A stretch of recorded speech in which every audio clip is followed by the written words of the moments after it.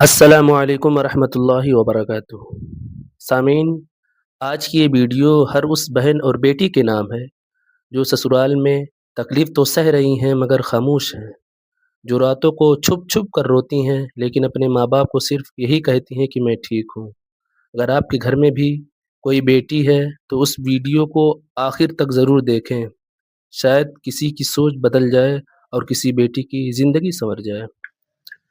بہن اور بیٹیاں اللہ کی بہت بڑی نعمت ہوتی ہیں، وہ گھر کی رونق بھی ہوتی ہیں اور ماں باپ کے دل کا سکون بھی ہوتی ہیں، لیکن اکثر ایسا ہوتا ہے کہ بہن بیٹیاں شادی کے بعد اپنے سسرال میں بے شمار دکھ سہتی ہیں مگر زبان سے کچھ نہیں کہتی۔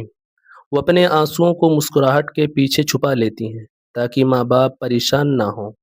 ایک بیٹی جب رخصت ہوتی ہے تو صرف اپنا گھر نہیں چھوڑتی، وہ اپنا بچپن چھوڑتی ہے، اپنی گلیاں چھوڑتی ہیں، ماں باپ کی گود چھوڑتی ہے، ماں باپ کا سایہ چھوڑتی ہے، بھائی کی محبت چھوڑتی ہے اور پھر ایک نئے گھر میں جا کر سب کو اپنانے کی کوشش کرتی ہے، لیکن افسوس کئی جگہوں پر اسی محبت نہیں ملتی۔ اس کی خاموشی کو کمزوری سمجھا جاتا ہے، اس کے آنسوؤں کو نظر انداز کر دیا جاتا ہے۔ وہ سارا دن کام کرتی ہے، سب کی خدمت کرتی ہے، مگر پھر بھی اسے تانے سننے پڑتے ہیں۔ کبھی اس کے کھانے پر اعتراض کیا جاتا ہے، کبھی اس کے کپڑوں پر اعتراض کیا جاتا ہے، کبھی اس کی باتوں پر، اور وہ بیچاری صرف اس لیے خاموش رہتی ہے تاکہ اس کا گھر بسا رہے۔ کتنی عجیب بات ہے یار، بیٹی اپنے ماں باپ کے گھر میں شہزادی ہوتی ہے مگر بعض اوقات سسرال میں نوکرانی سے بھی بدتر زندگی گزارتی ہے، پھر بھی وہ صبر کرتی ہے، برداشت نہیں کرتی پھر بھی وہ صبر کرتی ہے، برداشت کرتی ہے اور ہر رات چپکے سے رو لیتی ہے۔ وہ اپنے ماں باپ کو فون کرتی ہے تو آواز بدل کر کہتی ہے میں ٹھیک ہوں امی، حالانکہ اس کے دل میں درد کا سمندر ہوتا ہے۔ باپ جب پوچھتا ہے بیٹی خوشی میں ہو نا، تو فوراً کہتی ہے جی ابو الحمدللہ، کیونکہ اپنے ماں باپ کی آنکھوں میں آنسو نہیں دیکھ سکتی۔ ایک بیٹی اپنے دکھ چھپا سکتی ہے مگر اس کا رب سب جانتا ہے۔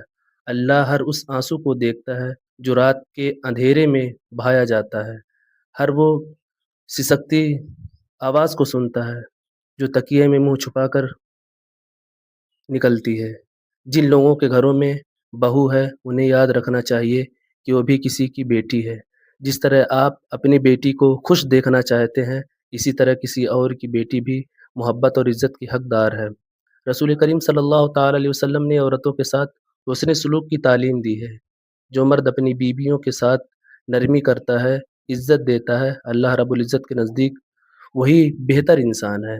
آج کتنی بیٹیاں صرف اس لیے ٹوٹ رہی ہیں کیونکہ انہیں سمجھنے والا یا سمجھانے والا کوئی نہیں۔ وہ ہنس تو رہی ہوتی ہیں مگر اندر سے بکھر چکی ہوتی ہیں۔ ان کے دل میں ہزار درد ہوتے ہیں مگر لب خاموش ہوتے ہیں۔ کچھ بیٹیاں ظلم سہ کر بھی صرف اس لیے خاموش رہتی ہیں تاکہ ان کے ماں باپ بدنام نہ ہوں۔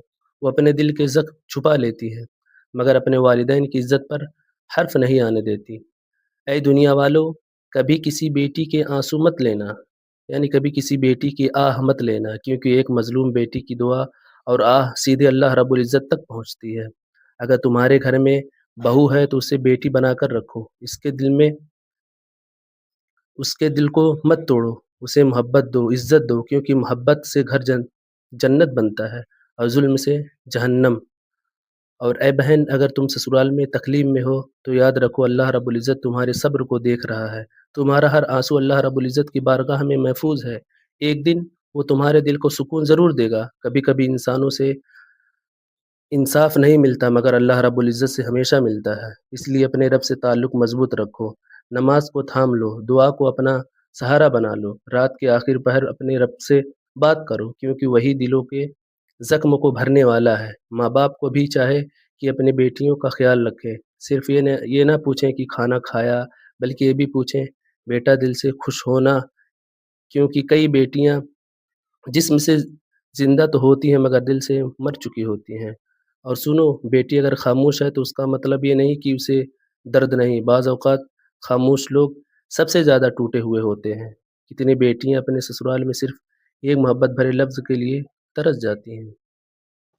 صرف کوئی اتنا کہہ دے کہ تم تھک گئی ہو، آؤ بیٹھ جاؤ، مگر افسوس انہیں اکثر صرف حکم ملتے ہیں، محبت نہیں۔